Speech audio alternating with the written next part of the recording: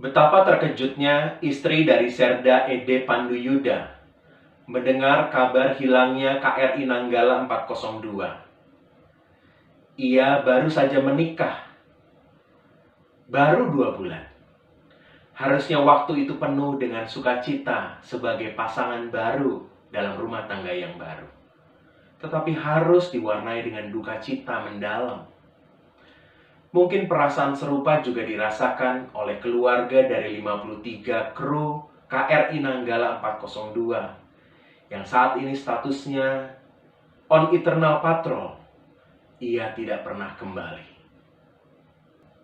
Keluarga-keluarga para kru KRI Nanggala 402 pastinya mengalami guncangan. Guncangan bisa terjadi pada siapa saja memang. Ia bisa terjadi secara mendadak atau dalam sebuah proses yang berangsur-angsur menguat. Kapan waktunya, kita tidak pernah tahu itu. Tetapi semua orang dalam hidupnya memiliki kemungkinan untuk mengalami guncangan hebat dalam hidupnya. Bacaan harian Revised Common Lectionary 28 April 2021. Salah satunya adalah Matius 14 ayat 26 sampai dengan 31. Dikisahkan tentang bagaimana Tuhan Yesus mengabarkan kepada para murid-muridnya tentang situasi yang akan terjadi sebentar lagi. Sebelum penangkapan itu, Tuhan Yesus menyerukan kepada para muridnya tentang guncangan iman yang akan terjadi di antara mereka. Tuhan Yesus mengatakan, "Kamu semua akan terguncang imanmu." Saudara, Tuhan Yesus menyatakan ini karena dia mengenal siapa para murid-muridnya. Bagaimana kualitas iman mereka. Bagaimana guncangan yang akan menerpa mereka. Tuhan Yesus menyerukan agar mereka semua waspada. Namun salah satu murid Tuhan Yesus, yaitu Petrus, tanpa berpikir panjang, dia memberikan jawaban atas perkataan Tuhan Yesus. Biarpun mereka semua terguncang imannya, aku tidak. Saudara, Petrus adalah seorang murid yang sangat spontan. Dia sering kali bertindak tanpa berpikir panjang. Dia tidak memberikan ruang pada hal-hal yang lain, pertimbangan-pertimbangan lain, atau pemikiran-pemikiran pihak lain sebelum ia bertindak. Tak jarang ia malah membantah apa yang diajarkan oleh Tuhan Yesus. Dia tipikal orang yang nampaknya hebat, tetapi sebenarnya penuh dengan kerapuhan.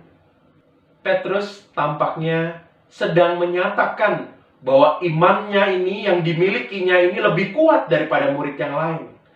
Petrus seolah-olah mau mengatakan kepada Tuhan Yesus, "Engkau boleh mengatakan bahwa iman kami akan terguncang, namun tidak dengan imanku.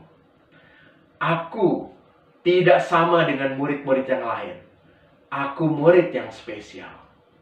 Mungkin itu yang dikatakan Petrus. Saudara, kita tahu dalam kisah selanjutnya, Petrus ternyata menyangkal Tuhan Yesus, bahkan sampai 3 kali. Lalu apakah Petrus berbohong ketika ia menyatakan betapa dia beriman mengikut Kristus? Petrus sama sekali tidak berniat atau ada keinginan untuk berbohong meyakinkan Tuhan.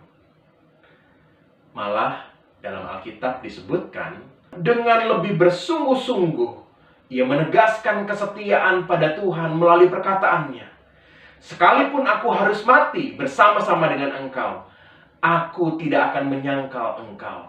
Wow, ini pernyataan iman yang luar biasa mengagumkan. Tetapi dikatakan tanpa berpikir panjang, tanpa merenungkan betapa lemahnya diri kita. Betapa guncangan itu bisa begitu luar biasa dahsyat dan membuat kita bimbang.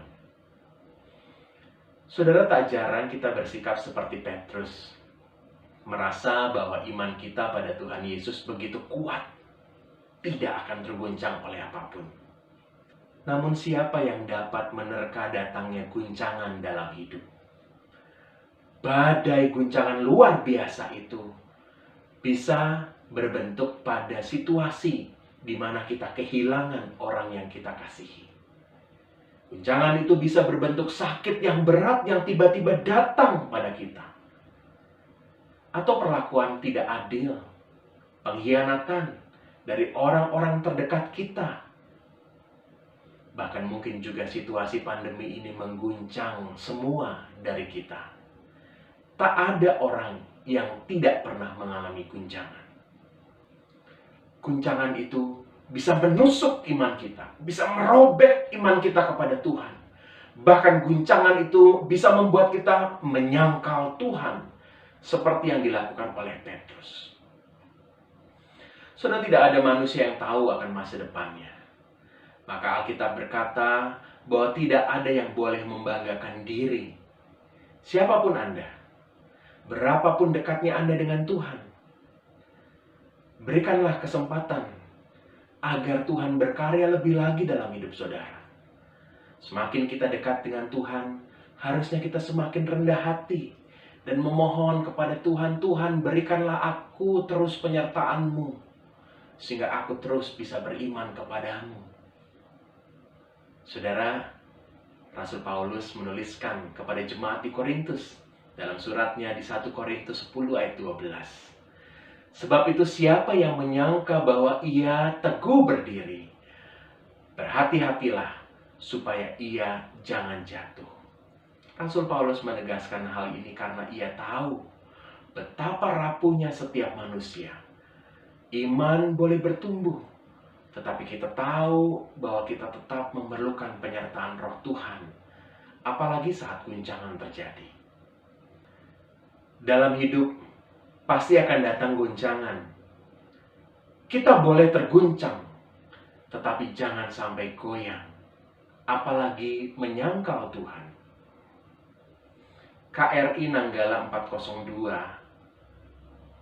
memiliki semboyan tabah sampai akhir. Mereka, para kru, telah mengakhiri perjalanan tugas mereka. Perjalanan kita masih diberikan kesempatan oleh Tuhan untuk terus kita lanjutkan. Tetapi tabah sampai akhir menjadi penting agar kita bisa menghadapi setiap guncangan, tapi tidak menyangkal Tuhan. Tuhan memberkati.